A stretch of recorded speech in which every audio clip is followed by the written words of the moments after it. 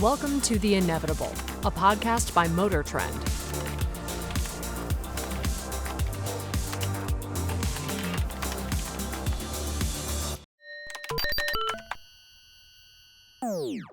Hi there, and welcome to The InEVitable. This is the vodcast that's brought to you by the all-electric Nissan Ariya, inspired by the future designed for the now. We're here to talk about the future of transportation, the future of cars, where we're going, how we're going to get there. I'm Jonny Lieberman. This is Ed Lowe. Hello. And today we have an amazing professor of atmospheric science that we're going to talk to. We're going to cover climate change. We're going to cover atmospheric science. We're going to talk about a wide range of topics, including wildfires, outdoor air quality, indoor air quality. Childhood asthma. And most importantly, what we can do to combat all of this. Yes. And it's sort of like really, where we started, which was our inevitable future, meaning the switch to electrification. Yes. Thank you. Yeah, but sorry. first, Ed's asleep I'm at a the little wheel. asleep at the wheel. Yeah. Let's talk a little bit about, we have a question of the week. And, Yes. and it kind of came out of a weird place, to be honest. I was browsing Facebook, and I saw a comment from somebody who was claiming that we were on... We're globalists. We're globalists, essentially. We're being paid by Bill Gates and George Soros to take away your V8. Yeah, which I didn't really understand. And honestly, the guy threw the name of the head, Klaus Schwab, the head of the World Economic WEC of Consortium, World Economic Forum, saying that MotorTrend has this agenda. And I dug right down into it. And to be honest, we had an article recently that Johnny just want to talk about. I'll talk about it. It was about the Corvette Z06 and climate change. It was written by our man Billy Raybach. He's awesome. He works on our buyer's guide team. Great guy, and he had some time in this Corvette Z06, and he wanted to take it to Death Valley, and the roads were closed because we had some flooding. And it was a personal account, more of an op-ed piece, really, about just how it's, some of the thoughts and feelings he had about driving a powerful American sports car, and dealing with some of these issues. The reality of climate change. So I think people were mostly incensed at the headline of the article, which is funny to me because I love it. I'll just read you the headline. Headline is Corvette Z06 Road Trip Blues, Climate Change and Cars We Love. And the subhead is, we love powerful, high-revving supercars, but their impact on the environment is undeniable. And apparently it sent people into a frothing rage storm. I got a lot of hate text messages. Probably from people who, and this happens a lot, just read the headline and were triggered. Yep. Because if you read the actual article, it is very balanced. It's a personal account, as I mentioned. And actually, Billy talks to a meteorologist, and the guy basically says, look, I get what you're trying to say here, but you really can't attribute one weather event, in this case, the closing of a national park you're trying to visit, to climate change in general. But that being said, climate change is real. All this stuff is happening. And, I don't know what to tell people who get upset about our headlines. We write them to be provocative and to get you to read them and maybe get your brain moving in that direction. So I'm sorry, random person on the internet who was triggered by this. We're not going to stop.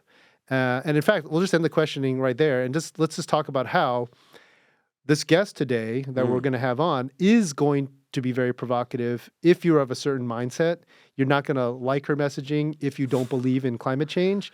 But do you like your children? Do you like your children?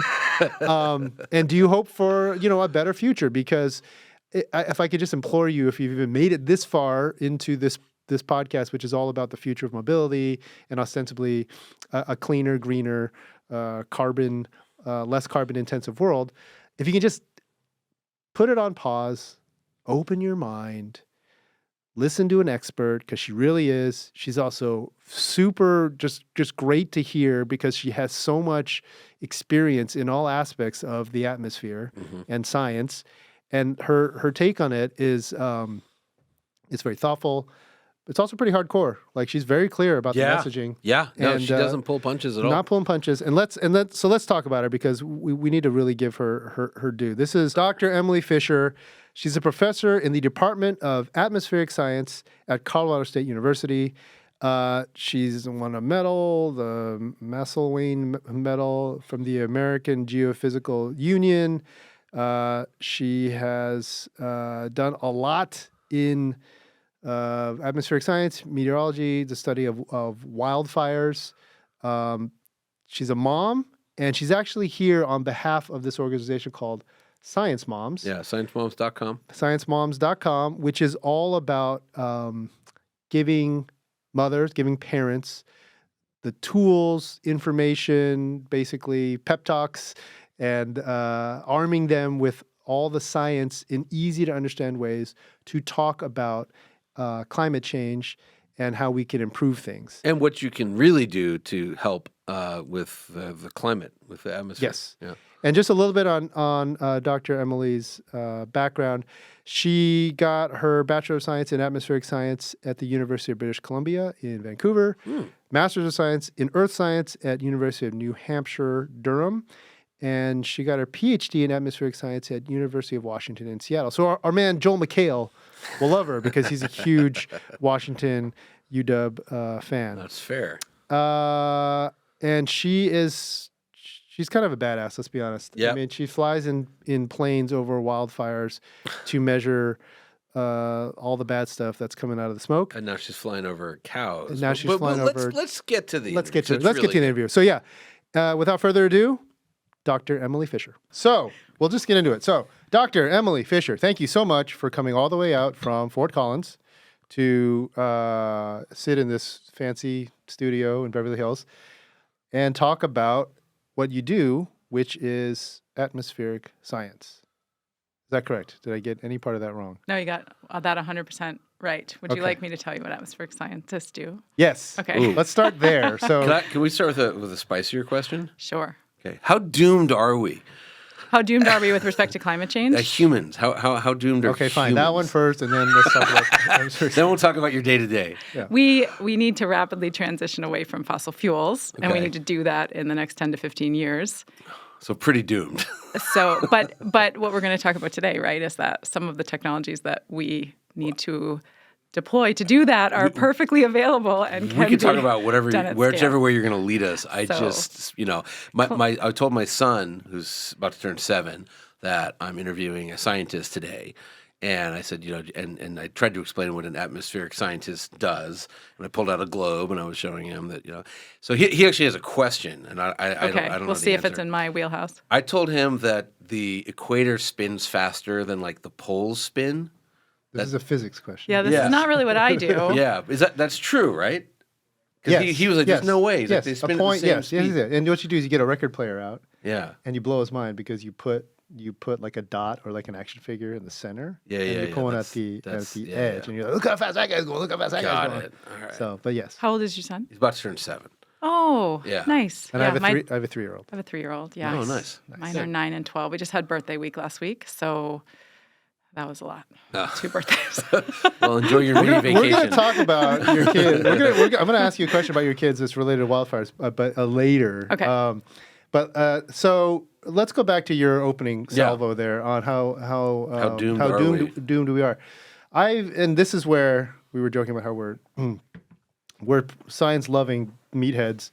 I feel like this is my ignorance. We've been hearing a lot about how climate change, is real, it's happening, but there's like a doomsday clock on it, and I feel like are we past the point of no return? Do we keep pushing the point of no return? You know what I'm saying? Like since Al Gore or whatever famously started really popularizing this, everyone, it seems like it's like, hey, what's now we're like 1.5 degrees warmer or something. Like can you help me? Yeah, I mean, we are feeling the effects of climate change now, right? But this is a real thing, and we're feeling the effects of climate change in the West with fires, right? That's a very clear example of, almost half of the burn area since 1980 has some climate link to it, right? So we're experiencing climate change now. We are still at a point where we can make choices to not get to the worst case scenario, right? And so that's where we are. We're at the point where if we make choices as a society to move away from fossil fuels and radically change the way we produce and consume energy, then we will be able to avoid sort of the worst case scenarios of climate change. So we're not on track right now for the worst case scenarios for the sort of absolute worst case climate model. We're kind of mid-range right now, mid-range impacts. How nice. But we should do everything we can. We should do everything we can to stabilize the climate because you have children, I have children, and they're feeling it now, and it will only accelerate if we don't do something about it. What are some of those worst case scenarios? Is it like the movies? Massive sea level rise, right? I mean, big cities swallowed, let's say. Yeah, swallowed by water, right? Return cycles of the big wildfires, right? The really bad wildfire seasons like 2018, 2020, those kind of years, coming back sort of on a 5 to 6 year return cycle. We don't want that, right? We don't want those bad years to be returning that quickly. And so those are things that we want to avoid. The sort of extreme heat in the Southwest, right? That those kinds of things, we don't want that to get worse. And so we can do that. This is a solvable thing, right? We cause the problem, so we know the solution. And that is the piece that I think, especially for kids, right, to say this is a problem that we understand well enough to solve. So is good. This is sort of a question, but we're just living this weird time where like somehow science has become there's a polarized. There's a way to like not believe in demonized, science. Politicized, yeah, everything. Yeah. But I remember, I'm old enough to remember, like when the hole in the ozone layer was a thing, and scientists said, "Hey, if we ban some CFCs, chlorofluorohydrocarbons, it'll fix it," and it fixed it. I know, right? Yeah, this is what atmospheric scientists do. We try to understand systems so that we can predict things, and so that we can. You can solve what you can predict, right? So when you understand all the physics and chemistry, and the ozone hole is the most beautiful story. I use it in class, right? Of scientists figured it out, and then there were international discussions, and then we made a decision, and we're on our path to solutions, right? And it's somewhere in between. Costco stopped selling this kind of glass cleaner, and then this one came out, and it worked totally fine, and nobody cared. And we move on. And we move on. Right. Yeah. Right. Okay. Right. And so yeah, this is what I use in class as a hopeful story. So how did that change? So in other words, like, okay, hole in the ozone, stop using hairspray and refrigerants, really. Change your refrigerants, don't have them leaking. Yes, in cars, that was the big one. Cars, they changed and we won't all die. Okay, we do it and it works. And then now it's like, hey, it's too much carbon dioxide. Let's switch to a new way to drive ourselves around that doesn't release new carbon dioxide into the air. And there's pushback. Like what in your opinion? What changed? What happened? I'm not sure that anything changed. I mean, or what's different, I guess. There are people who are heavily invested in fossil fuels who have been stalling this game for a long time, right? Like, and that doesn't have anything to do with scientists, right? That's just we're working to explain how the world works, and society needs to decide how they want to shift in order to solve this problem, right? And everybody has different interests. But that's not in some ways, that's not a science question. That's a right. I guess what she's saying is that the political question. The CFC lobby wasn't strong enough back then. There also were replacements, right? And so, but we're at that stage now with electric vehicles are a beautiful example, right? We're at the stage now where there are very clear replacements, and we can shift with no impact on our quality of life. In fact, everything will improve, right? Our air, we can talk more about this, but the air quality improvements will be unbelievable. Well, let's talk about that. Hang on. So I do want to ask, just because we, and again, I'm not trying to play gotcha at all, but fine. This goes on our MotorTrend's YouTube channel. He's trying to play gotcha. And there's a lot of people who have like no time and energy for this climate change theory. Yeah, we got a guy whose personal slogan is gasoline forever, who we employ. Good job, Ed. Well, hey. No, just kidding. But look, you know what I mean? Like, How do you? Does he have kids? yeah. Yeah, boo. Right. Right? The narrative. That won't age well. That opinion will not age well. Let me just tell you right now. I love this. Okay. Shots fired. How do Freiberger, I you? know you're not listening, but if you were, If you are, here I am. Not afraid. People who say it. that the unmitigated gall for you to suggest that humans, have been on the earth long enough to influence, can do anything. This is all cyclical, this cycle that you're talking about of fires returning. Like you go back in history. yes, you can Time see, magazine published one story in 1977 that said global cooling, and that counters everything that all scientists know.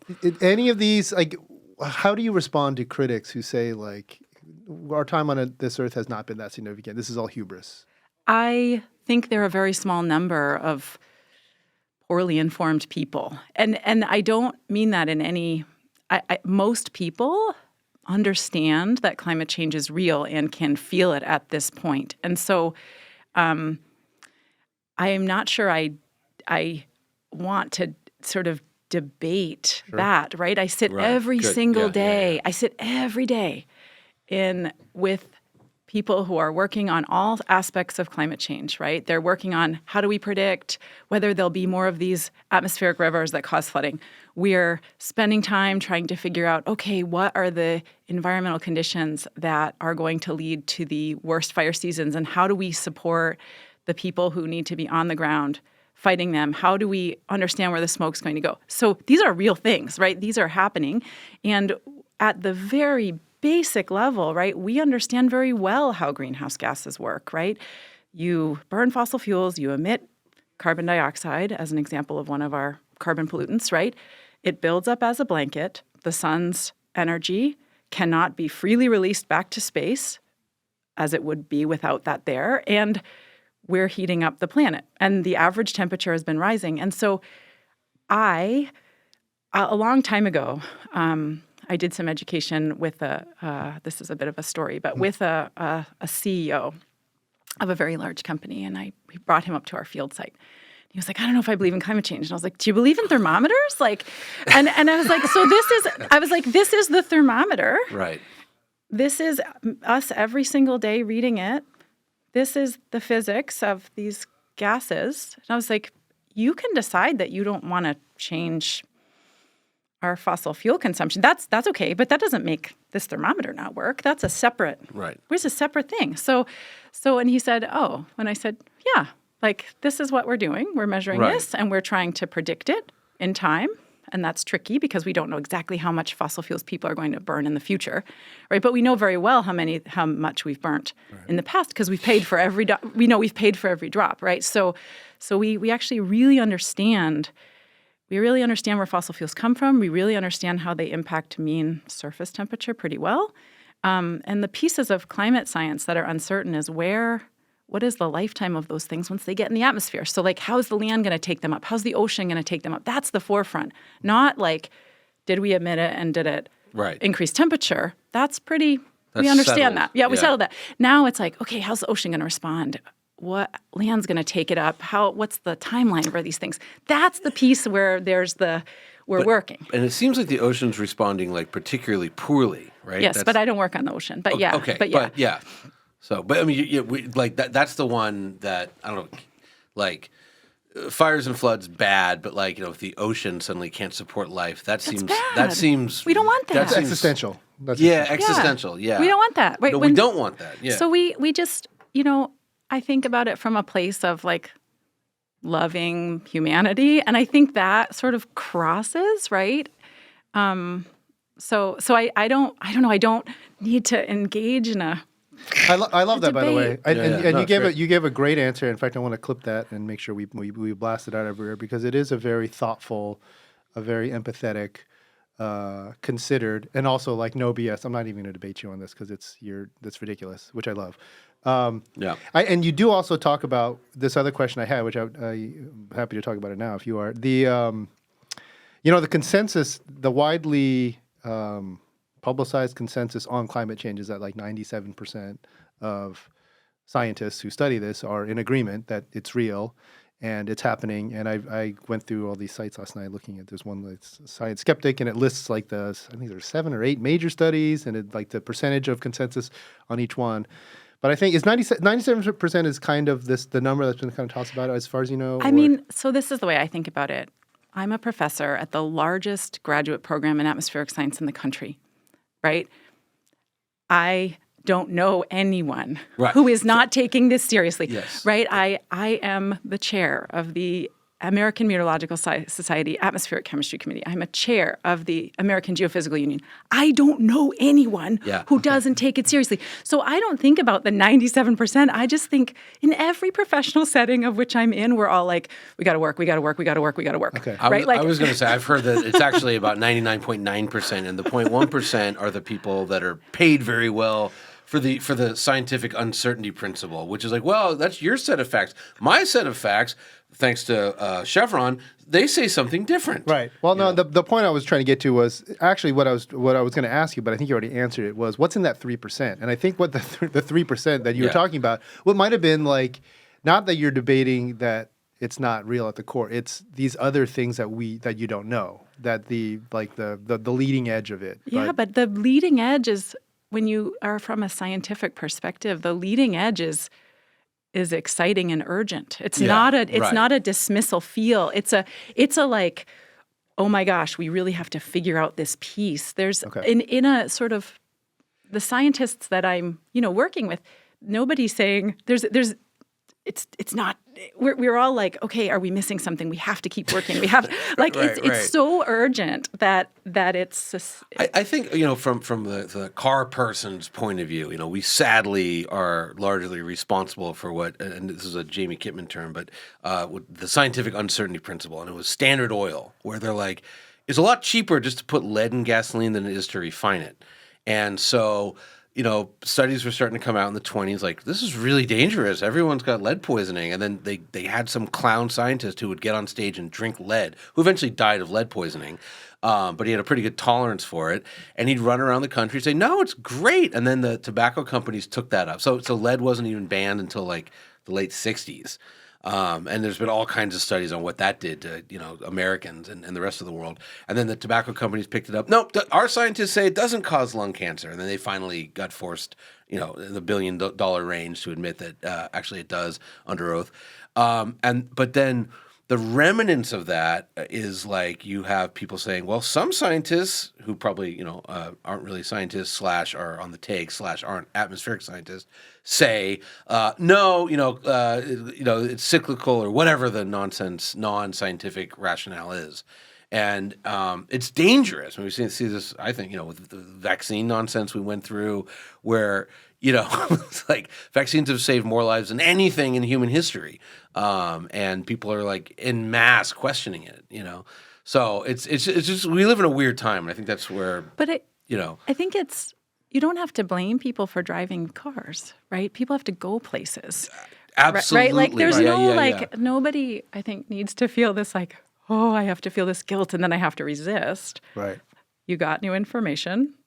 There's an awesome alternative. Right. Go upgrade. Right. Right. Like there's I don't know. I agree. There's a lot of misinformation. Yeah. Right. And that's what Science Moms is about. Right. Is to sort of say, pump the brakes.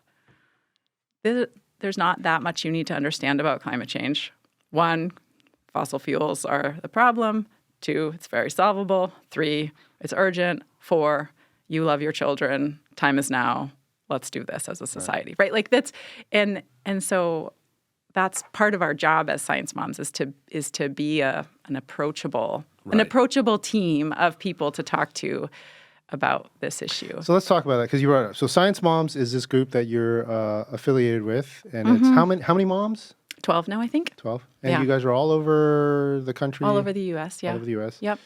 At different places. And all directly in the fields related to climate change. That's right. Yeah, we all work on different things. For example, I'm an air quality person, right? And so my work is very focused on air quality. A lot of it links to climate change, right? Because I work on wildfires and the smoke, right? And so there's a very direct climate link there. But I work on all different aspects of atmospheric chemistry. And different colleagues work on different pieces of the system, but we're all scientists from either universities, national labs, and all have kids, and all came to the table. I mean, this is sort of our volunteer service. We came to the table when we learned that moms in particular, but parents in general, but moms in particular, were very worried about this, have sort of climate anxiety, but were afraid to talk about the issue, felt like they didn't really have the knowledge and the words and everything that they needed, the tools, right, to say, like, I'm worried about this and I do want society to do something about it because I do love my children, which is a very basic starting point, right? Yeah. And a very common starting point. And so once we learned that, that's sort of how we came together to say, okay, yeah, no problem. If we can just make ourselves slightly more accessible to the world, to answer questions and so how give do you confidence. how do you equip moms or parents with this information? Do you have a podcast? Yeah, so videos? Science Moms has a bunch of videos, and so the videos are very short. Many of them are funny. Some of them make you cry. It depends They're which on they YouTube? are, right? Yep, they're all on YouTube. You can link through sciencemoms.com. Okay. And they, so there's one called The Line. It's the bottom line. It's basically what I just explained to you about how carbon dioxide, how carbon pollution works, right? So it's just sort of very fundamental climate science, the 30-second climate science. We have other ones. The one that makes me cry, not the one with my children that makes me cry, but the one, it goes with a child from birth to college, right? And it talks about where we'll be if we don't act on that timeline. And, that came from one of us saying, yeah, when you think, if you have a child now, you have a young child now, you need to be maybe thinking about their future, but you also need to be working on this issue on this timeline, right? Like the timeline of raising a child from 3 to college or 3 to independence is the same timeline on which we need to have very close net zero emissions. So those are the same timelines. So as you think as a parent, that's what we're doing right now as parents. That's a fantastic observation, because this whole podcast started as basically as a result of a bunch of car companies putting out their carbon neutrality goals, and GM said 2035 carbon neutral, 2040 all EV. You have a 3-year-old. It's very close timeline, right? Yes, because of my kids. I have him in an educational, the 529 plan, the college savings plan. Yep. And the maturity date is 2038. 2038. Right? Yep. So this is like right in that window. Same for my, it's a little sooner because I have a 9-year-old. But this is the same timeline. And so that's what we're doing as parents right now. If we fail, son, you'll be going to college with a gas mask on. Right? So maybe we may not be able to grow food. So live in a cave. Problem might take care of itself. I mean, the existential threat now is, son, you're going to be going to school in an underground cave while being avoiding the AI robot dogs that'll be chasing you. But okay, terrible joke. Separate issue. Some dad jokes. So Science Moms is how active? How often are you guys like putting the word out? So when we're asked, and so like you asked me to come here. Yeah, we did. Yep. Right, and so I apologize for my schedule. That it took me a while to get here. Right, but I try to say yes when I'm asked. Right, and that's as simple as it is. And so that really depends on what's going on. So for somebody like me, if it's an extreme wildfire season, I might be asked a little bit more. But sort of the beauty of Science Moms is that we've got this sort of various expertise, right? Some people are working on heat waves, some people are working on the ocean. So depending on what the questions are, we make ourselves available to sort of explain what's happening and contextualize that in sort of this framework of climate. Oh, fantastic. So you had a really good example. I'd like to ask you for another related to atmospheric conditions. I hope it's not too far. I'm not like asking you something that's like way out there. But the pandemic, right? The pandemic locked everybody down. We saw everybody working from home. Traffic in this city was amazing. Like dolphins swimming around Venice canals. Right. Nobody going anywhere. Are there any really easy to explain or elegant examples you can give of just like a short-term hey, we took a bunch of cars off the road during the pandemic, or I don't know if there's something happened in China you could talk about, or I can talk about this. I can talk about LA. Great, Talk about LA. Yeah.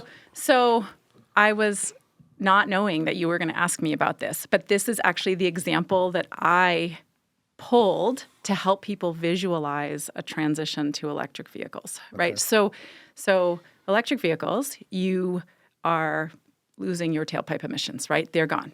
And we essentially did this during the pandemic, right? And when we had the, terrible lockdowns, but that reduced automobile traffic significantly, we could detect this from space. Right, so vehicles.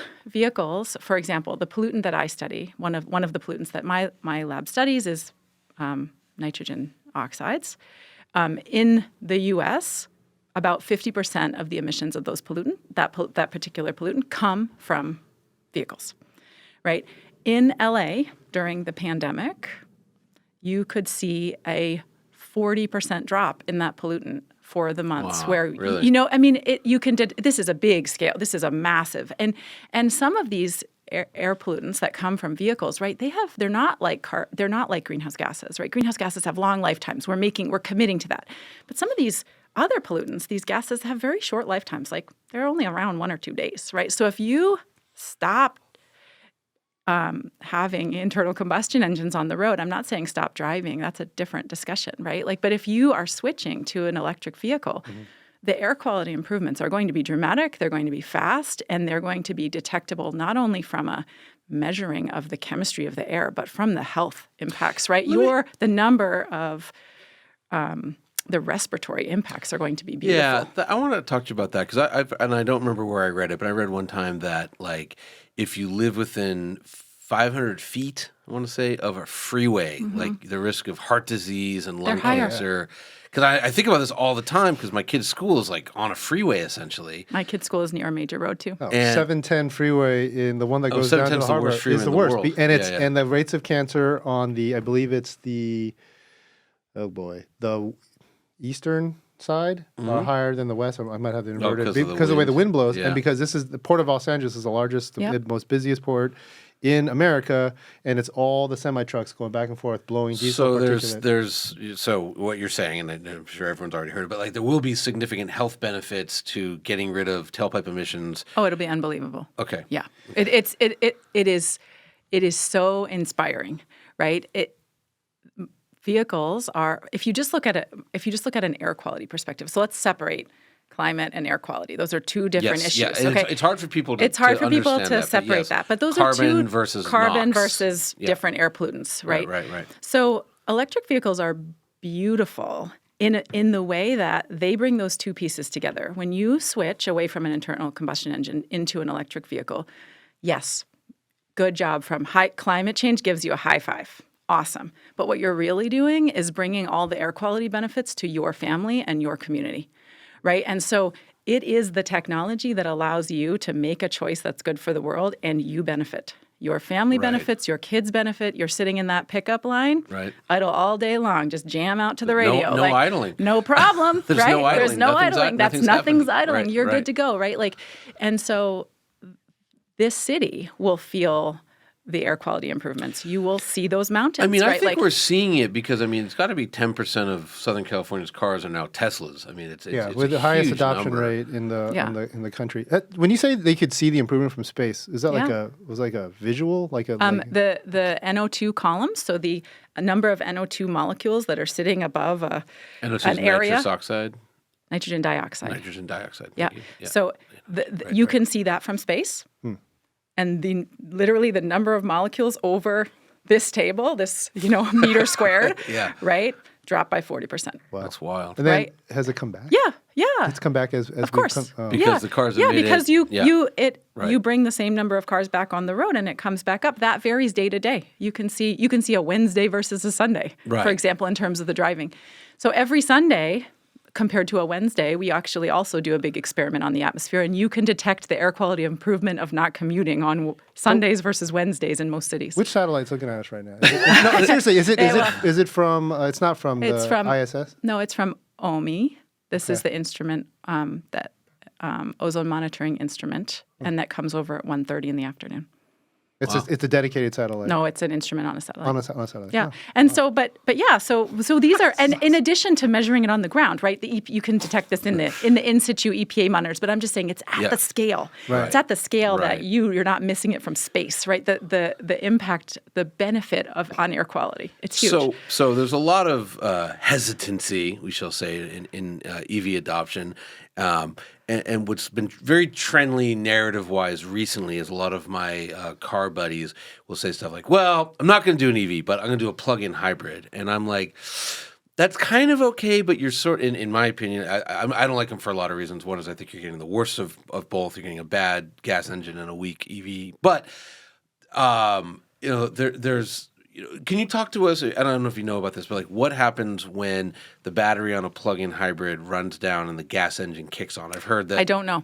Oh, okay. Because I'm not an engineer. Okay. But I have an opinion about this transition. Let's hear that. Yeah. So, sure, there's room for plug-in hybrids where we might be slow to have the charging infrastructure, right? That might be a stepping stone where we don't have the charging infrastructure. Fine, right? Fine. Especially if we were to design them better so that you're really maximizing the EV piece, right? Like, because like a Jeep can go like 17 miles before. That's kind of silly, right? But like if you could get to 60, 70 miles. And they're there, yeah. Yeah, and then so that you don't have range anxiety, right? Like I think that's fine, right? Well, but that's the application. Downside, It's not the like that's the application. Yeah. But the solution, right, is to really up our charging capacity everywhere. Absolutely. No, the downside is that when a big, especially like in those Jeeps, like a big gas engine suddenly kicks on at 80 miles an hour with cold catalytic converters, the NOx that comes out for 2 minutes is like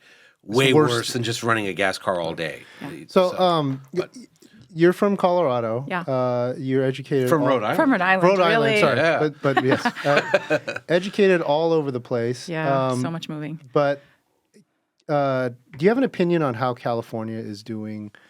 We have this famous institution called CARB. Do you study them, or have you looked at anything they're producing, or do you have any an opinion on the approach and related? Because while he was talking about plug-in hybrids, and there's the hybrid thing, and we have some efficient, smaller, internal combustion engines. The standards are PZEV, right? Partial zero emission vehicle. There's ZEV, zero emission vehicle. Do you care at all, like or to you, it's just as long as nothing's come out of the tailpipe, that's the That's goal. what we're going. We're going for not burning fossil fuels on the road, right? Okay. For powering the vehicles from the grid. This is where we need to go, and I think however we go in that direction, as fast as we can get there, that is the goal. And so exactly how California is doing. California is usually leading the way in terms of air quality standards for vehicles, right? Like good job. Because of CARB, yeah. Because of CARB, right? Yeah. So good job. But exactly how that gets, how we turn the fleet over most efficiently, that's sort of outside my world. I would say do it as fast and as efficiently and as equitably as you can, right? Okay. Like, so that's how I would. Equitable. Good like term. do it equitable, make it accessible, right? Like, and move it. So, but in general, California has the highest standards. Not necessarily the best air quality, but you have a lot of cars, right? So Yeah. A lot of people, a lot of a lot of cars. people, a lot of cars, right? Yeah. You're your own country, really. Really? Yes. Fifth largest as economy. I think about it, right? Fourth. I think we hit fourth. But Okay. Yeah. So what's beautiful about electric cars too, right? If you think about it, is if you were to go out and buy a new gas-powered car today, right? You're kind of locking in. You're like, while I drive this car, I'm always going to have these tailpipe emissions. But when you drive an electric car, so you take it today and you charge it in your house, or you charge it at the pool or wherever, or the gym. You have to spend some time at the gym. Oh, sad for you to charge it. You're powering it on today's electric grid, right? which is a mixture of sources, right? There's probably Yes, some thank you coal. for There's bringing probably this up. some, Yes, right? yes. Okay. Not in California, but yes. But yes, in Yes, general yeah. across the U.S. because Lots of coal. it's not Sure. just California Yeah, that listens to you guys, right? 18% of our energy in the U.S. comes from coal. Right. Or 18, 19%. So there, you're still better. You're still better off. Yeah. But over time, Yes. the grid is going to incorporate more renewables. And you have that car for, let's say, 10 to 15 years, right? Or somebody has that car for 10 to 15 years, right? So the electric car, its emissions are essentially going down in time as you keep the same performance because it's tapped to this grid that's also improving. Right. Right? And so that's another Yes. really good thing about like our brains are like, oh, but it takes a little more carbon to make this car and like it's a little bit more resource intensive, but that's not the right way to think about it. The right way to think is like, one, I'm taking the air quality improvements home, and two, this thing is just getting better over time. Not only that, it doesn't have to take more carbon to produce them. Doesn't have to. We have Yeah. we have chosen. We gave it up, and we talked. With was it A123? We gave up our lead in battery technology to China, who just happens to burn coal to make batteries. But if we make batteries with green energy, then it takes less carbon. Yes. There's choices, right? Yeah, It there's doesn't have choices. to be that way. But thank you for saying that because a lot of people can't wrap their heads around that. Well, That the fact that like the grid is getting green. The grid is getting green, and so Yeah. the cars are going to get greener with time. Right, Even exactly. the same car that you buy today over time gets greener. And this is, I love that point, especially because it's for those who don't even want to debate the climate change portion of it. They're not listening. Good. To me, the most exciting part about EVs is Yeah. the fact that it's the potential, the upside. This is essentially unexplored territory. We spent 100+ years on internal combustion. Hey, the technology is awesome. Like the internal combustion engines have never been more efficient, higher horsepower, all that stuff. And Great. clean. And clean. Yeah, Yes, good job. Great. Yeah. We've So- made huge improvements, and you've noticed that from an air quality perspective. Right. Right. That improvement, Clean Air Act Forward, is also detectable. Oh, Good work. sure. Yeah. And now there's a whole other category that could be developed. Yes. It's on EVs, which is to a lot of people are up in arms about where the batteries are coming from and where the minerals or whatever's in there. Great. We're now digging all over the country looking for lithium. Look, I always bring this up. Like, World War II ends, and the CIA or whoever, State Department says to General Leslie Groves, who built the atom bomb, like, how long before Russia gets a bomb? And his response was 20 years because there's not enough uranium on Earth.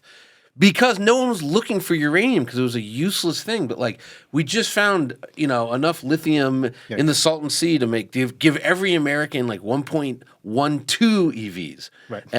And Wyoming just found enough rare earth metals, which by the way, for a lot of batteries don't even have rare earth elements in them. Circuit boards do. But anyways, we found enough for like eternity. Like 2.3 billion. Nevada's got a ton of cubic. lithium. Yeah. So that's kind of the point. Yeah, The upside yeah. is unmeasured yet with the technology. So Exactly.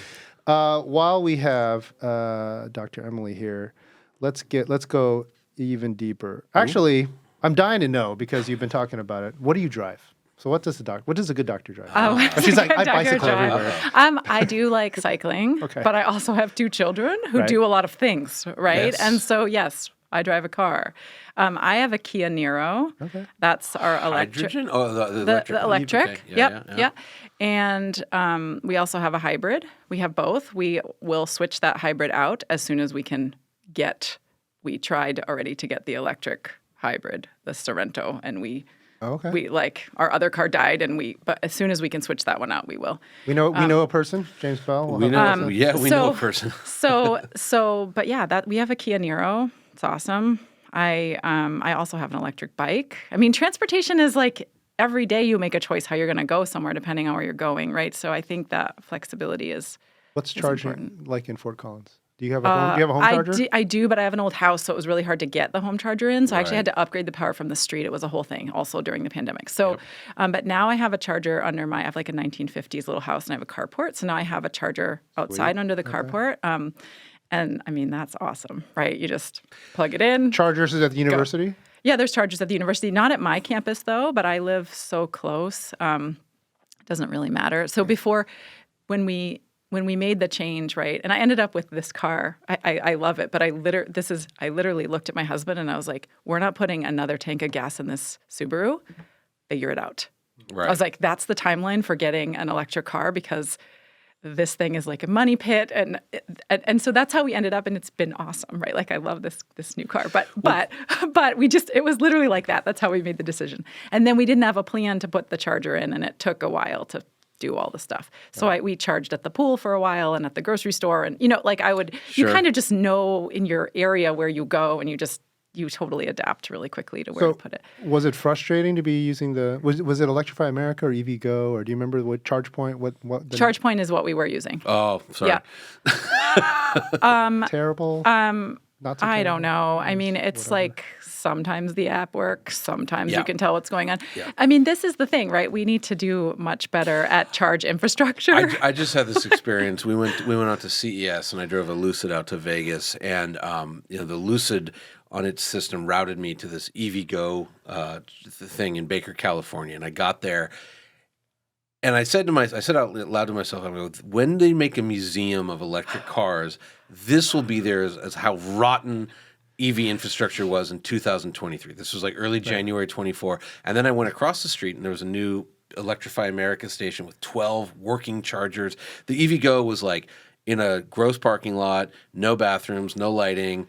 What are we doing? There was 250 kilowatt things, both occupied. There was 350 watts. 3 didn't work. I plugged into one.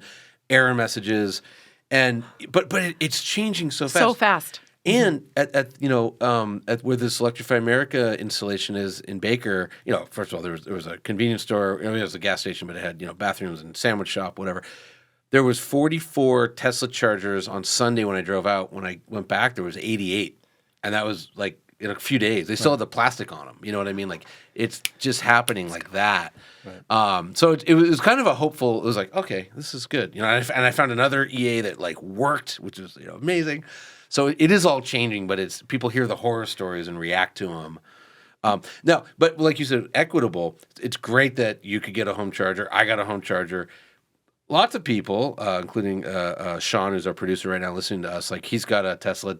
He's got an apartment where he can't get a home charger. So what does the government need to step in? Cities? How do we make sure that everybody has access to dumb, meaning you charge overnight chargers? Like how does that happen?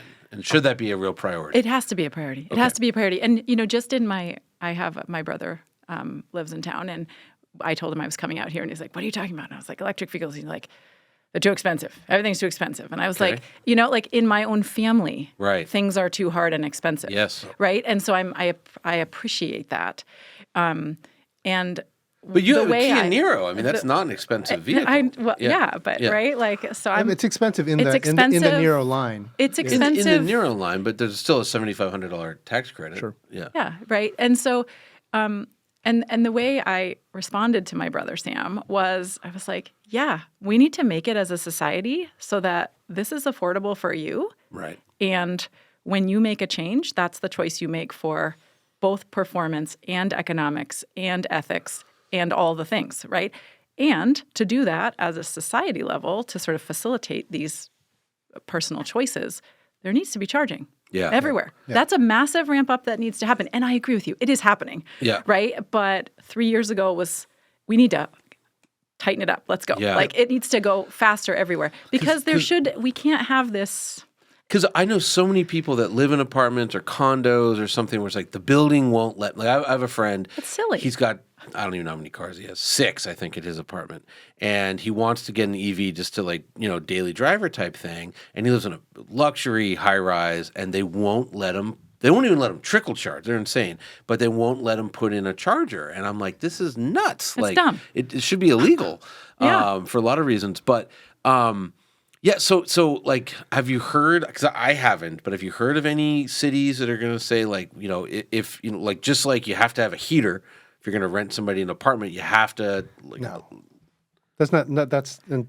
But that should happen. It should happen. It should happen. But I don't. Okay. Right. That's not really not in my wheelhouse. Thank you. But it could be though. I mean, huge benefits for the climate. If huge benefits, and to facilitate. So we all have to do whatever level of government or sphere of influence, let's say, that we're in. We need to facilitate the changeover, right? And so this charging infrastructure is one of the things that needs to happen. Let's go back to her wheelhouse, which was the opening question before you diverted, which is what else? What else do you do as a atmospheric scientist? What's your day-to-day like? My day-to-day, I have a team of about 10, mostly PhD students, and we work on all sorts of problems. So my wheelhouse is atmospheric chemistry, and things that my team works on are wildfires, where the smoke goes, what that means for human health. Emissions from large animal feeding operations is a new thing we're working on. Oh, nice. I work on emissions from oil and gas extraction and what that means for local air quality, both air toxics and ozone formation. So like here, you have an ozone problem in the LA area, right?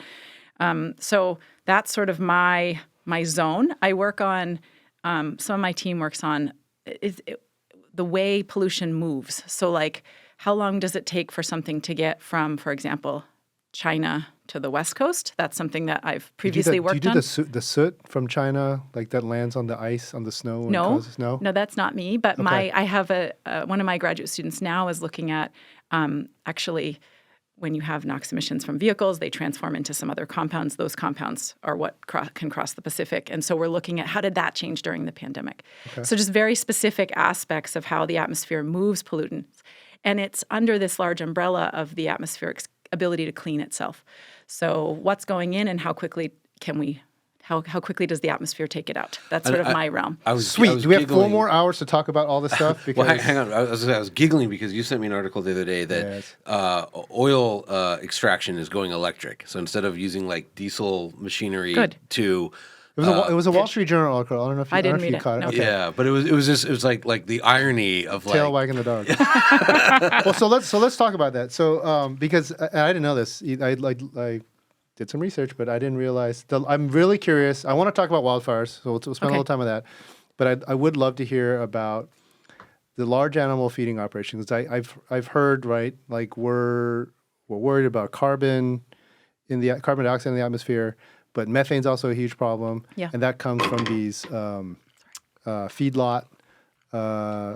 It's basically cows we're talking about, right? Or it's also pigs. Yep. My team has only worked on cattle and dairies.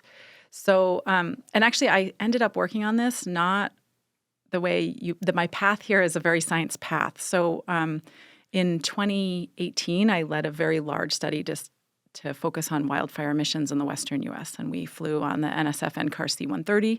And one of the pollutants that comes out of, one of the constituents in smoke is ammonia.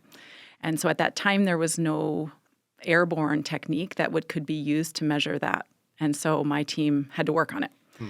And so once we had that working and we were able to do it in pretty challenging conditions, flying in a wildfire smoke flume, it's really bumpy up in those plains. Oh, I'm sure, yeah. Yeah, it's you can't see, it's all things. So it's hot, so anyway, it's dirty. We developed that technique on my team. And so then the next application for that is agriculture. And so once we had sort of an airborne technique, we're able to contribute that to the study of emissions from agricultural facilities. And so that's flying over feedlots? Yeah. So the last 2 summers, my team had a King Air. The University of Wyoming has a King Air. We shoved all the instrumentation in it. And King Air's an airplane. King Air is a small aircraft. Small airplane. I think it's a 6-seater technically, but we pull all the seats out when we work on aircraft. And there's like one seat and you're just jammed in. Dual prop? Awesome. Yeah. Dual prop, okay. Yeah. And so what we were figuring out is actually how to sample these facilities. So like, how do you fly? Don't scare the animals, right? So how do you fly? How do you not scare the animals? And how do you follow those plumes downwind so we can understand how much ammonia and methane is coming out? It must smell amazing. Yeah, it's not great. I mean, I'm not great on aircraft. I get really sick to my stomach. I walk off with bags of vomit. So it's just not great. So, but anyway, my students do amazing work. On commercial flights or just on the Air King? On research flights. Okay. And in the back of Lyfts and Ubers, I'm like, oh wow. So thank you so much for coming again. Yeah, wow. Yeah. But anyway, it's totally fine. But so we got there that way to figure out how do we sample these facilities with aircraft and it's cow burps, not farts. That's actually the thing we're more interested in. Right? And so we were focused on the ammonia, right? But we co-measured methane. And so there's one team that's working on this isn't published yet, but working on the methane fluxes from agriculture, and one team that's working on the ammonia fluxes. And it's helpful to do the things together because you can then, and we also measured ethane, so we can separate it from the methane coming from the oil and gas wells. Wow. Got it. Okay. So it's this is how I ended up there. I didn't end up there because I wanted to do that. I ended up there because I developed a tool. It's very science, right? You develop a tool and then this team needs it. Right. Right. So that's how science works. Right. Which, in terms of how should the layperson understand like the contribution from cattle and dairy versus transportation? Like, is the methane, ammonia issue bigger, smaller?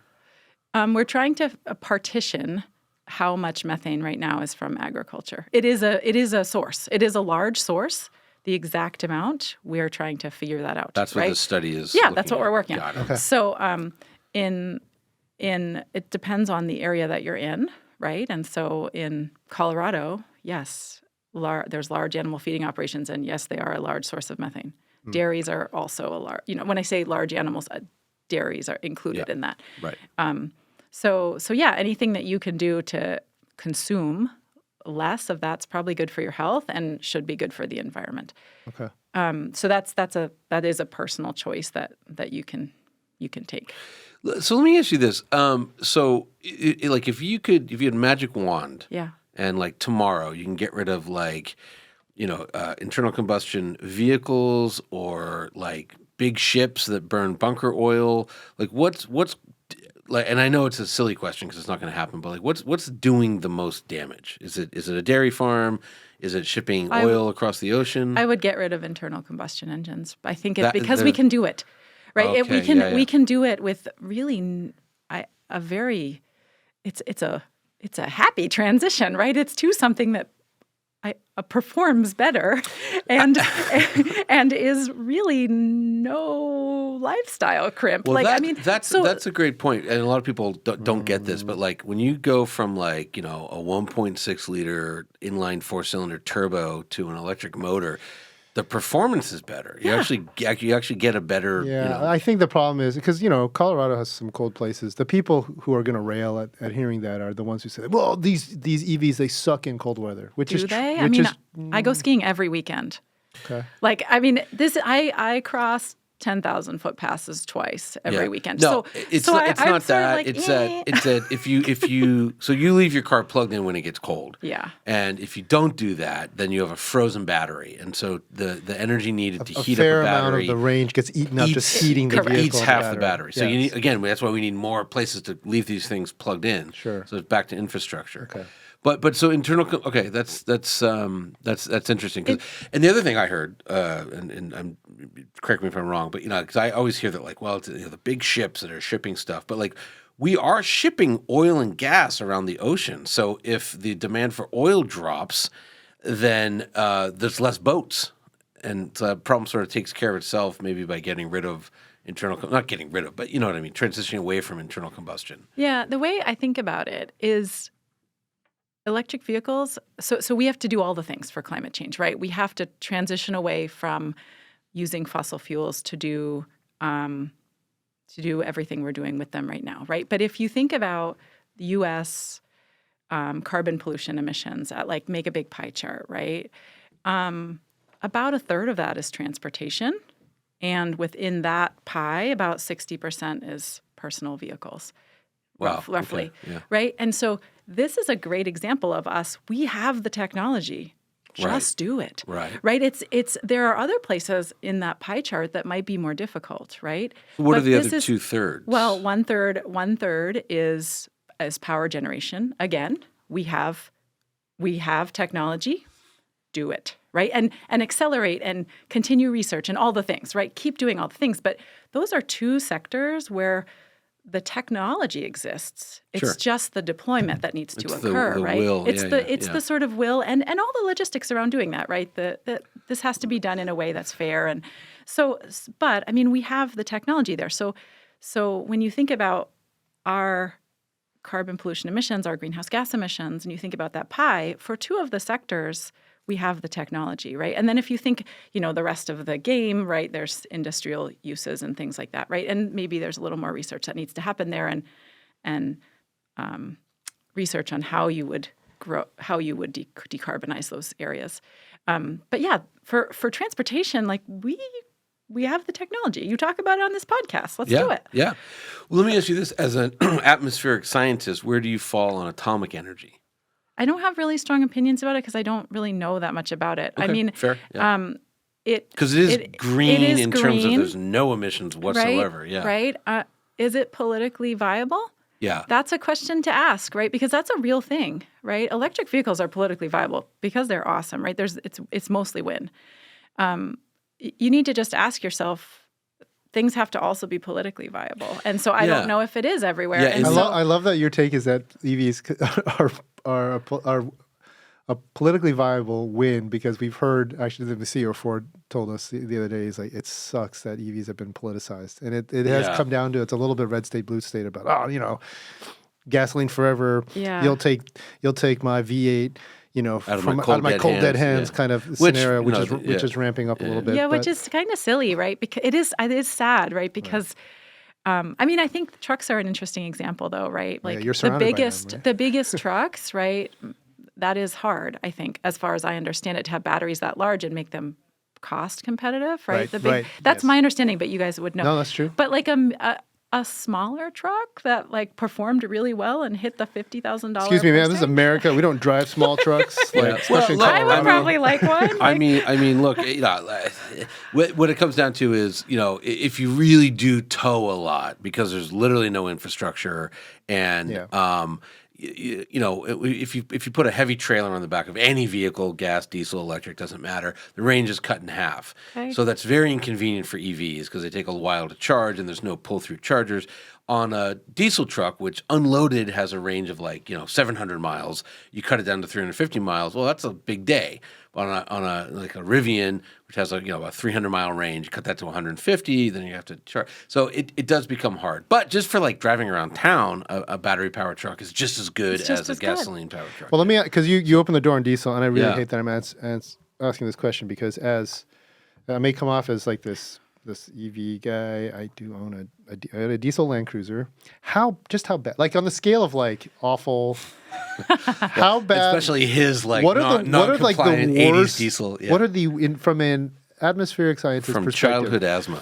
I actually have asthma. What are the worst internal combustion vehicles? Are they diesels? Well, can I tell you a personal story so that you feel less guilty? Okay, so I could you make him feel guilty? When I moved to Colorado, we bought a diesel wagon, a VW wagon, and I study NOx and what happens to that pollutant in the environment, right? And so when Dieselgate occurred, my graduate students, they put, rolling coal, when you have a truck, right, and the big plume, these graduate students were so funny. I dearly miss having them in the office every day. They put that on my door with a face of me inside the truck. And so anyway, I got rid of that. They roasted you. They roasted me hard for that. So let me add, this is so wait, hang on, but diesel is is diesel the worst? Diesel, I don't. We need to move away from fossil fuels, and diesel is a problem, right? Diesel is higher particulate emissions, I think, and so it's not great, right? It's also something that we should transition away from. Okay, great. So I'm going to take that as relief. It's not worse than. I mean, no, it is worse. There's parts of it that are worse. There are parts of it that are worse. Maybe it's slightly more efficient. Lung cancer and heart disease from a climate perspective, but the air quality benefits are not good. 20% more efficient than gas. Yeah, great, but your air quality is not as good, you're right? Giving your son, asthma. So I would just say, move forward. Okay. All right. How did you feel as a Volkswagen owner when Dieselgate broke? I was so irritated. How bad was it? I just gave the car back. Wow. And I bought, at the time, that day, I just got a minivan, Right. I also like had a second kid and like so and perfect timing. now the minivan's gone, right? Like, but I was just like, we're done here. We're done here because this is ridiculous. It's. I mean, we've stopped talking about Dieselgate, but like, I mean, you remember we used to do emissions testing at MotorTrend, We did, emissions analytics, yes. and we had this guy Sam, and I remember like 10 months before Dieselgate, he's like, man, some of these they do this really funny thing when I'm running at the EPA cycle. I don't know what it is.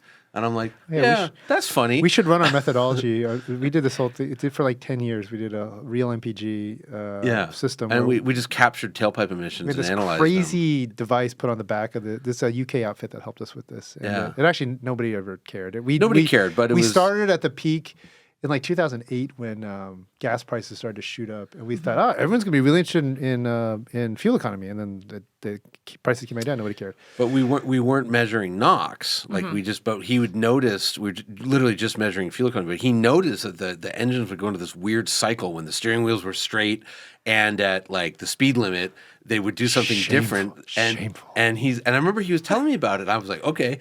And then we also had John German, who's the scientist at University of Tennessee, who cracked Dieselgate wide open. He used to be a Honda engineer. Yeah. We had him in the office, and there was a moment where like Mazda and Honda were going to do small clean diesels, and then they suddenly weren't. And we asked him, we said, "What happened to the Honda clean diesel?" And he's like, we can't figure it out. Well, how does Volkswagen do it? And he was like, yeah, we really can't figure that out either. And then he then left, and he was the guy who cracked it open. But like, it was kind of like people suspected it. To that point, are you? I know, and we'll go to wildfires in two questions. But are you study particulate? Mostly from wildfire smoke. Okay. Not really from urban sources. So more of my wheelhouse, I work with a number of collaborators at CSU. We try to figure out when there's smoke in the atmosphere, is it at the ground? So because when wildfires inject plumes, sometimes they're not at the ground impacting surface air quality. So we try to figure out, okay, what is it at the ground? How much is there? When was it there? What else is there in addition to the fine particulate matter? So, for example, when wildfire smoke comes to town, you have all sorts of other things. It's a big mixture of pollutants. So there's hazardous air pollutants, there's nitrogen-containing compounds, there's all sorts of stuff, carbon monoxide, right? So how much is there? What's in it? And when did it leave? So that an epidemiologist, for example, can say, okay, the smoke came Wednesday, wasn't here the next Wednesday. What's the difference in the health outcomes? So we can start to quantify the impacts of wildfire smoke on asthma, for example, asthma hospitalizations, in addition to things like mortality. But in sort of all its health impacts. So I and my team has sort of deploys low-cost sensors for particulate matter in places where there's not a lot of monitors. So a great example is like we just finished work in Florida and in Kansas, both around different kinds of agricultural burning. And so what are the impacts there? So most of the fine particulate matter work that I am involved in is really related to fires, not related to urban sources. Let's talk about fires, because I did listen to this Across the Sky podcast, which is a weather-related podcast. You were on it. You were awesome. And you told this crazy story about the Cameron Peak fire, which was Colorado's biggest, longest burning fire. Is it still? I think so. Yeah, and this was 2020. 2020. Oh, yeah. Can you read? I mean, I'm sorry to ask you to do this. Can you recount the? I do a lot of therapy because of this. The tale of getting basically escaping with your family from this fire. Sure. Okay. Sure. So I want to horrify Jonny. In 2020, my daughters were 5 and 8. And 2 weeks before, we had gone to Rocky Mountain National Park, and we had it was the pandemic, right? So like safe outdoor activities. We said, okay, this will be our thing. We'll do. We'll go spend 2 nights backpacking. My kids loved it. It was so great. So then 2 weeks later, we said, we could take another little trip. Where are we going to go? Do you guys want to do it again? So we said, sure. So so we spent the night out, and then the next morning, my kids were super whiny, which I'm sure you two can imagine. And I was like, okay, let's just sit down and have lunch. And then we can walk back and we can paint or something. I forget what I had in the bag. And you're camping at this point? We're camping, yeah. So we're like 7 miles in. Got it. So we sit down and have lunch. I don't like this already. And I look I pop out from behind the tree and I look up and I'm like, I won't swear on your podcast, but I did swear. Feel free, yeah. And I was like, oh no. Like, it's perfectly clear and there's a bubble. And in 2018, I had spent the time like flying in major wildfire plumes, like, for example, the Carr Fire, which was burning in California, right? Like, so I saw the top of the plume poking out behind Cameron Peak. And I just looked at my husband and I was like, we got to go. What do you mean a bubble? A bubble, like a smoke plume. What color was it? It's white Okay. at the top, but the bottom you could see it's so obvious it's not a cloud. When you the sky is blue, and there's like imagine a cumulus cloud, like a puffy cloud, but it's all in a column. But it has a stem. It has the stem. You're seeing the stem of the cloud coming out of And that's like gray brown or brown. The top looks kind of white, but it was starting to look gray brown at the bottom. Yikes. I mean, either way, I was like, oh no. And with a 5-year-old, you think, how do I get out of here? Because you're big enough, you can't carry them. You could probably carry your 3-year-old, but it's hard to carry a 5-year-old, right? 7 miles out. So 7 miles is the killer part. Is the killer, and that's very rough terrain in that area. So anyway, we did it, and we were very lucky. I don't know, in that moment, I think nature just took care of us. But the fire was growing parallel to the trail. Oof. The wind did not switch. So we ran, my daughter, and I mean, it was a real run. It was like, hold mommy's hands, no talking, and do not twist your ankle. Like, there's no talking. Like, and we ran out and we made it. And the wind did not switch, so we were not in the smoke, but it was growing very rapidly at that time. That's a horrible feeling. It was horrible. I mean, and we get back to the car, and I think to myself, this was the Subaru. This was the car that got let go of for the EV. And I was like, will the engine switch on? Right? Like, I didn't relax until we just turned the engine on, and people were streaming out, and they're like, what are you doing? Like, get in the car. And I was like, gosh, I'm trying to get out of here as fast as I can, right? But were you in like a thick I was cloud backpacking. At this No. point? It's the plume we were within 1.5 miles of the fire, but it was the wind, right? In those, the wind pushes the smoke, right? So the fire is, I can't tell the listeners online, right? But we ran out parallel to the smoke plume. Right. The wind did not shift to push it towards us.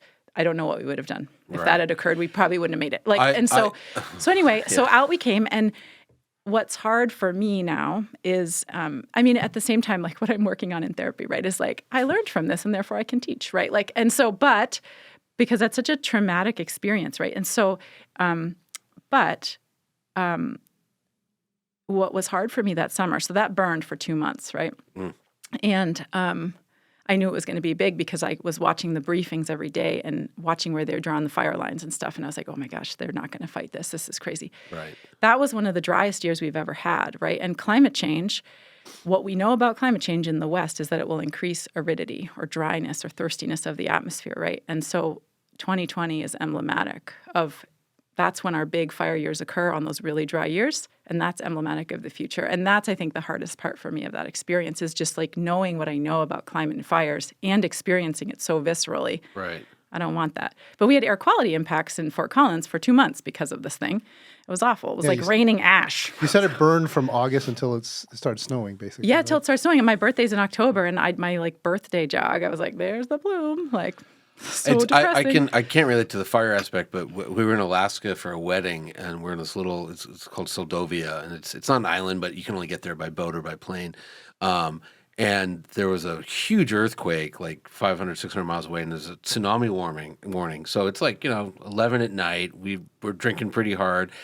The wedding party's still at the bar. And the tsunami warning goes off, and we go down. We go, do we pay attention to this? And they go, blah blah blah blah. It goes on the phones, and then like over the town. This is a town of like 800 people. The loudspeakers, it's like evacuate now. And we had to get to I guess he was 6, but like he didn't want to wake up. And then it's like pouring rain, and we have to like carry him up a hill, and he wouldn't walk. And there was a moment where like we're dead, like this is bad. And so I know that's a terrible feling when your kids. Well, I want to apologize for asking you to recount that story. Totally fine. Don't feel bad. Everybody does it. But I mean, Whatever. But I do appreciate that you tied it back to how this makes what you do very real. Yeah, and sure. It really does, I think, scuttle any of the noise around any climate change deniers. So it makes me understand what these graphs mean that I see, right? I don't want that future. I don't want a future with more larger, severe wildfires and the associated air quality impacts. I don't want that. That's clear. And so I wish my kids didn't have to go through it. I feel bad about that. I'm like, ooh, 50% of your hikes you ran from a wildfire. Like they're not really a fan of being outdoors in summer, right? Like in winter, it's great. Raining, great. Snow on the ground, no problem. But they're not a fan of being outside in summer in remote areas because of this experience, because they're second backpacking. They ran from the largest wildfire in Colorado history. But at the same time, my ability to like understand what this really means is deeper because of that experience. Sure. I'm learning a lot. So 5 years old is about the time you want to do a backpacking trip with your kids. Could you go earlier or no?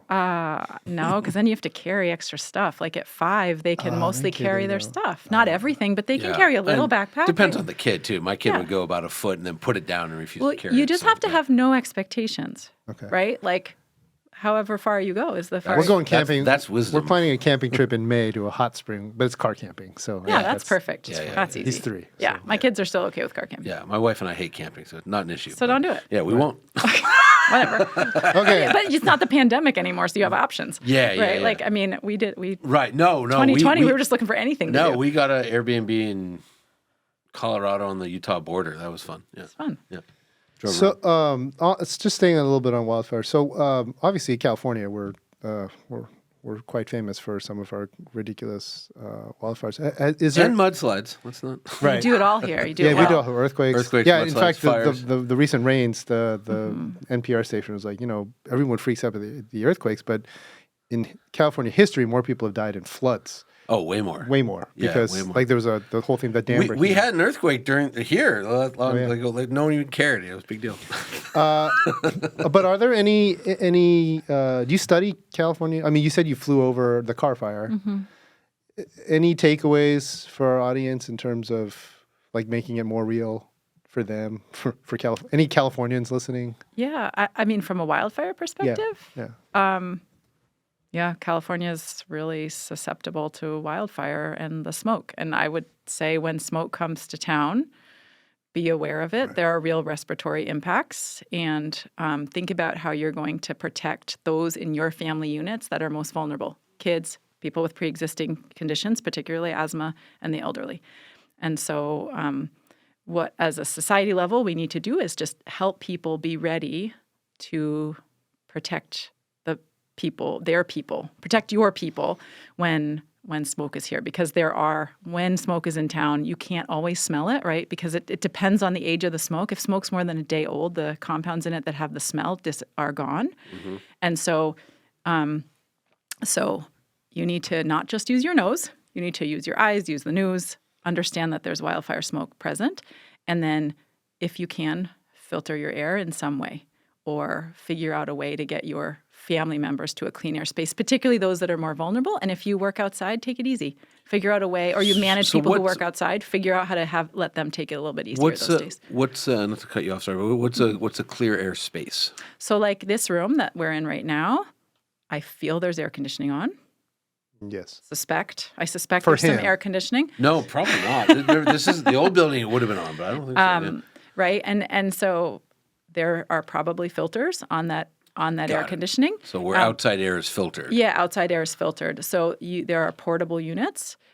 Where this becomes a problem, that costs money. It costs money to run this AC. Costs money to buy an air filter.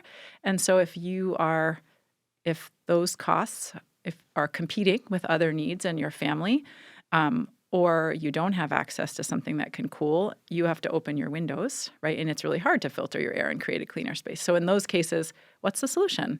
Can schools become clean air spaces for kids? How do we keep people breathing the cleanest air possible when there's something like a wildfire? What about if you have a Tesla with biohazard defense or Mercedes EQS, which has the same just sit thing. in your car, right? It does. I mean, it works. Well, but what about not everybody has those. Not everybody has. I'm just saying, if you're listening, you bought an EQS. Good work. There was I think New York Times did it. They recommended you can build one of these. You take like a very affordable, it's like a less than $20 box fan. Oh yeah. And then you get these Hepa. You build like like a HEPA cube. Yep. And then but one side is the box fan, and it's pulling air through all these filters. Yeah, and that works. Those are well tested, and they do work. If your windows are still open, you're not going to be able to filter the whole atmosphere, right? So you'd have to close your windows and do it inside. I'm not knocking them. This is a great, cheap solution, but they're big, right? You have a box fan and then 4 of those massive HEPA filters, right? It's big as that chair right there, right? And so that's another hard piece of that. But yes, that is a great solution. Okay. And those do work, and they're well tested. And if anybody's listening and wants to build one, you can find plans online. I could email it to you guys. But yeah, there's very clear ways to build them that do best. And you can even do it with one. You don't even have to make the whole box. You could just put the filter straight on the box fan. Oh, right. And you'd have an Yeah, improvement. yeah. You'd have a detectable improvement. Right. I want to stay in indoor air quality because It's not really what we're talking about. I know, but this I'm just dying because you're. I like to cook at home, and I put a pretty fancy gas range in the house, and then like 18 months ago or something, this big thing came out like, oh, your gas range inside your house is giving all your kids asthma. Yeah. Have you ever cooked with induction? I have cooked with induction. I switched mine to induction. I also had a gas range. I love to cook. I love to eat so much. Maybe next time I come, we can have dinner. But Yes. But I switched. I switched to induction, and cooking with induction is awesome. You just have to Change all your pots. not real. I mean, the cast iron still works. All your good stuff still works, right? So Yeah. just the stuff that you have been carting around since grad school of Right. mine did not work that well. That's fine. Yeah. It's okay. But anyway, I just made the switch. But it's true. So it's true, like the burning of. Oh yeah, because you're burning something inside your house, and Yeah. so it's better to have induction. It's also your path to reduce fossil fuel use. Is the same thing, analogous to what I said about the cars, right?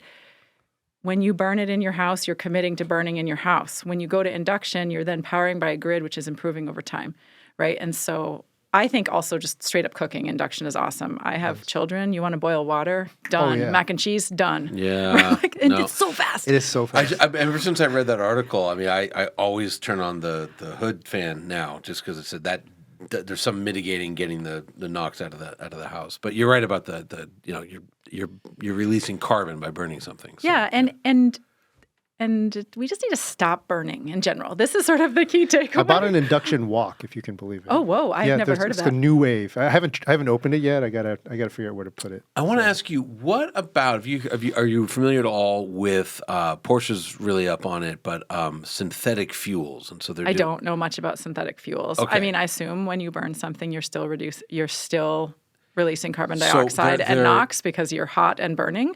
So they're releasing. So the idea is it's carbon capture. So they're taking, energy and liquefying it into hydrogen, and then there's a way to turn that into methanol, and then there's a methanol to gasoline thing. And if you do that all with green energy, you've basically captured existing carbon. So you're just kind of re-releasing what's already there. You're not taking new carbon out of the ground. Seems like something we could research, but does not seem ready to go at scale, is it? Oh, they're scaling it. Is it ready? They're scaling. They have a huge. It's very expensive. So Yeah. It's expensive until it isn't. But the idea is what they're going to do is you're not going to like go to a gas station and get a full tank of that, but they can take it's like this a blend. stuff. You can add You it. would blend it. Okay. You blend it into like whatever Chevron's selling, and so it knocks new carbon down by 20%. And the thesis is that it helps with the 1.5 billion cars that are already on the road exist. that are already burning something. So if you can burn something that is theoretically carbon neutral, great. But Yeah. Great, I but agree. It's part of a large transition, right? Yeah. If that's part of a transition away from the internal combustion engine, as fast as we can do that. It is. Again. I mean, that Porsche has Right, said that they're basically going the 911. So this is a whole other thing, but for sports cars, pure sports cars and racing, EVs don't really work great there. They may never work great there. It might be something else, but they want to get to most of their cars are electric. We're a very small, not driven very frequently number, 50,000 that they build a year out of a million are gas and the rest are electric. And If we're 90% electric in 10 years, I'll be psyched. However we want to get there. Yeah, great. That's yeah. that's where we have to No, go. no. I think for most people, most applications, EVs make more sense. There is this thing like, if you're into like V12 hypercars, which I'm very much into, EVs they don't. They kind of do, because I drove that Batista 1900 horsepower. thing was awesome. So it was electric. It was very cool. But yeah, so 90%. Okay, good. I feel like we're getting close. We're getting close to the end here, but I am curious. I just want to kind of bring it home.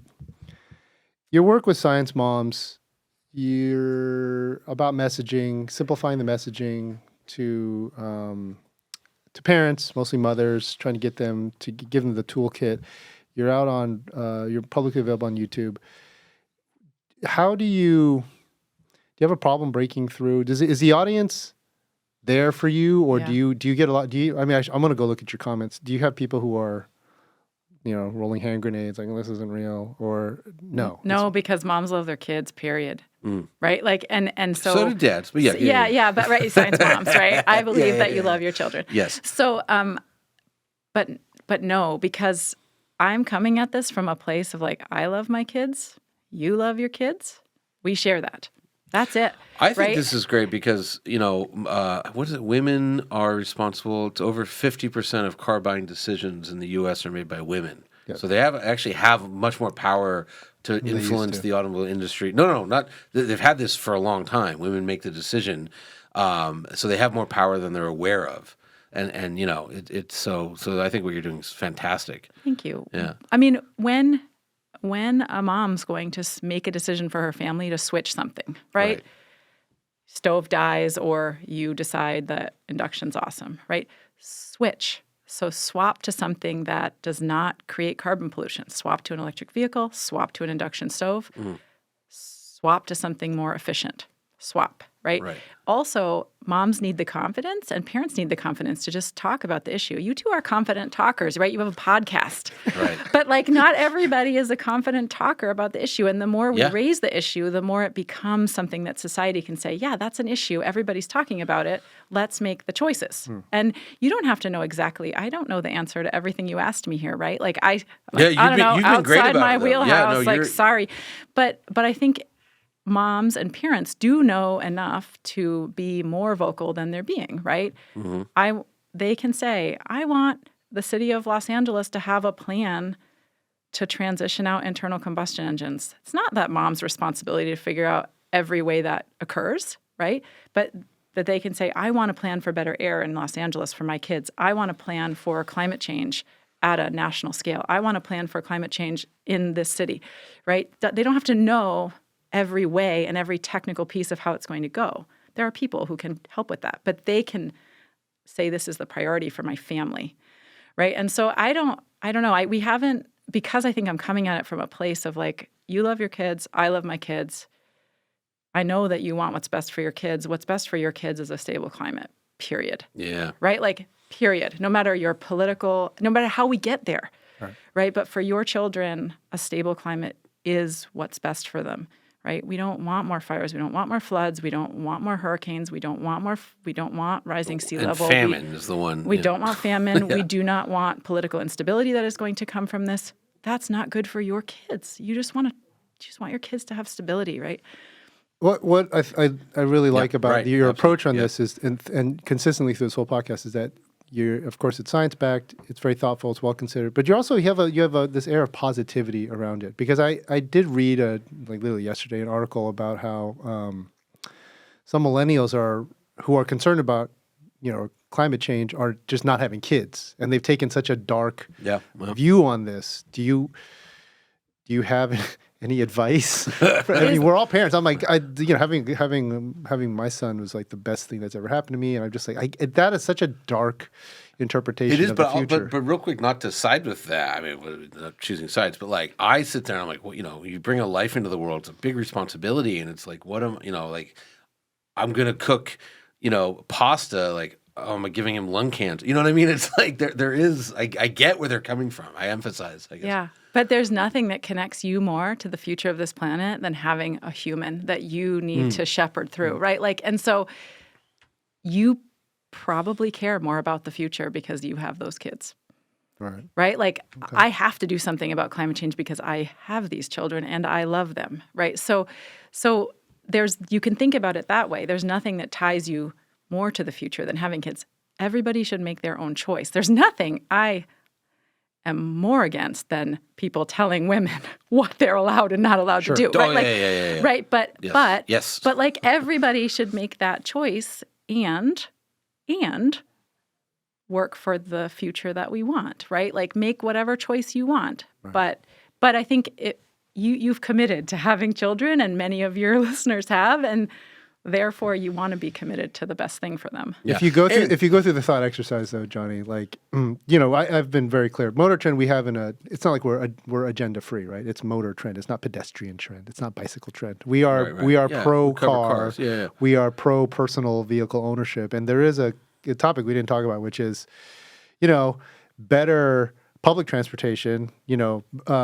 Increasing the efficiency of people getting around. Period. Meaning reducing car ownership, more buses, more trains, hopefully all those clean. Look at his face. It's a yes and, right? Like you can be pro-electric vehicle and pro-public transportation. Yeah. It would have been nice if I could have bopped on a train from the airport and not stood in the line in the dark waiting for a lift. Right. That would have been awesome last night, welcome right? to LAX. Isn't As a that great? single woman, right? Like at 10 p.m., I'm like, I'd love a nice clean train to just pop me over, right? Mm-hmm. It's happening. Right? Yeah. But like, Yeah. when I want to go somewhere that, I'm happy to drive a car. As So I as just long feel as it's a choice, I just think don't it's don't like, put me on. I hate buses. Just don't put me on a bus. So do I, because I get sick to my stomach, right? So, So transportation, we have to move people without carbon pollution. That's it. How we do it, figure it out, Love right? it. But That's great.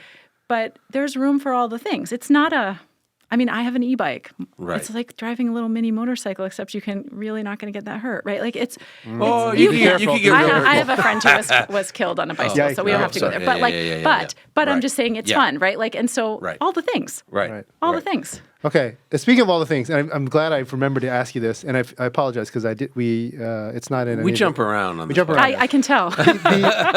So this literally is an article I read yesterday. I sent you the link. I don't know if you opened it, but it's about. Oh, I read it. It was cool. Weird stuff scientists are doing. Some scientists believe that we are past this.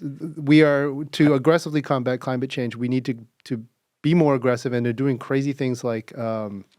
Shooting particles into the upper atmosphere SRM. to reflect light. There are people in my department who are studying the efficacy and potential for climate interventions. Yes. Yeah. So they're adding alkaline solutions to the ocean. Basically to giving try the ocean a big get rid of tums acidity to lower the acidity. But the big one I wanted to ask you about was firing these reflective particles into the upper atmosphere. 60,000 feet up. This is Into really the stratosphere. company. Yeah. I mean, this isn't what I work on, but yes. To reflect more of the sun's light. Are these viable pathways? Probably just easier to cut fossil fuel consumption, but, right? Because who's going to do that? And I'm not going to take a stand on climate intervention. If we do not, I think the way you should think about it is these things are being studied seriously because we're not acting fast enough on the things that we can do right now. And so do they need to be studied? Absolutely. Because we don't want to get to the worst case scenario, right? Everyday people should be focused on transitioning away from fossil fuels. All the governments should be focused on transitioning society away from fossil fuels. We should not view those as a backup plan. We will still need to do all the things. That should be a primary plan. We have a primary plan, but we do need to understand what the impact of doing something like that might be and how viable it is. One, in case somebody decides to do it, right? By somebody, some country acts to decide to do it, right? And there's all sorts of craziness around that. Like weather control, right? Well, they're doing it apparently. Like they're tumsing the ocean But so that's sort of, I don't work on climate intervention, but yes, people are in my department working on climate intervention to understand what our options are. Also, like how do we make more clouds over the oceans maybe, right? Like how do we reflect more of the sun's light to buy us a little bit of time while we figure out how to transition away from fossil Couldn't we fuels. say that, once we do reverse the warming trend, like the ice caps will get larger and they're natural reflectors, right? We have lots of natural reflectors. Ice is a great reflector. Okay. Clouds are a great reflector. What are the ethical concerns about climate intervention? Just that we don't know what we might be, what Pandora's box we're opening. Yeah, we side need effects. Side effects. Who decides? Because who decides? Because the atmosphere is complex, right? If you put something one place, it's going to have some effect. There will be differential impacts. Effect, There'll be just differential impacts, Well, right? Some people will benefit more. Some people might not benefit. Some people it might get a little warmer. Some people might get a little colder. And so, right, maybe it changes the patterns of rain. This is a big deal, right? If it's always rained somewhere, or you change the cloudiness, or you this is a changing. Society has developed and over a long time, and so you need to understand what you're doing. That was one of the funny parts of the article was that I think it was an Israeli company that's shooting whatever 60,000 feet up, but they wouldn't say what they're shooting. It was like proprietary. And so you assume it's benign, but yeah. But yeah, so I would say like this is not a plan A. This is a we need to understand this because we need to be able to earth scientists and climate scientists are going to predictability, right? The idea is to predict what the world's going to do so that we can prepare and protect people, right? So, are we really able? This is mind blowing me because seems expensive to me. It does.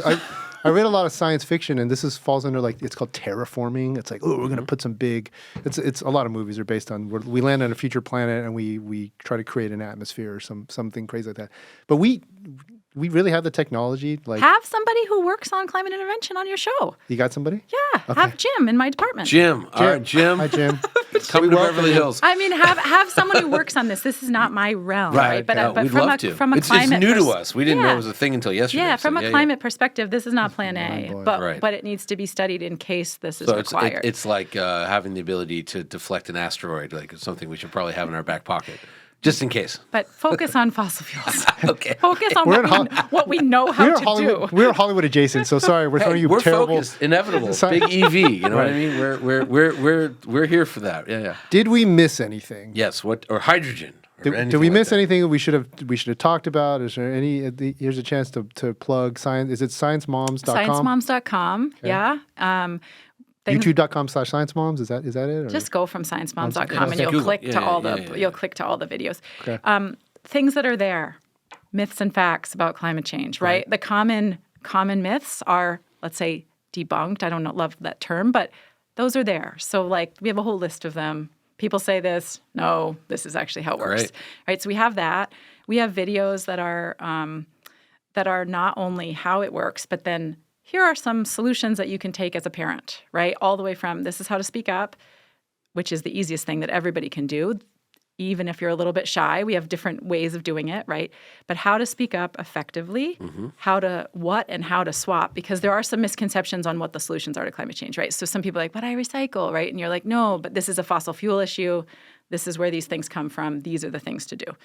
And how to sort of share your concern about climate change in a way that's from a place of love, not polarizing and science-based, right? Which is what I think parents want to do.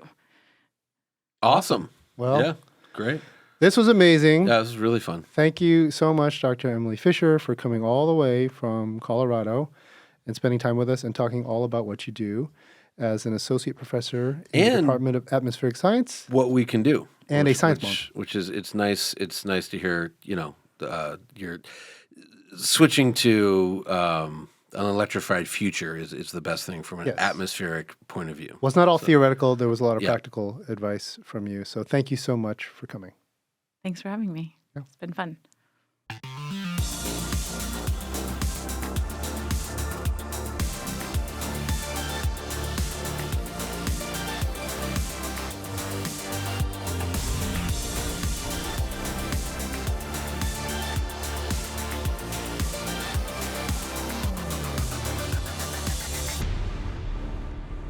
The InEVitable Vodcast, brought to you by the all-electric Nissan Ariya. Inspired by the future, designed for the now.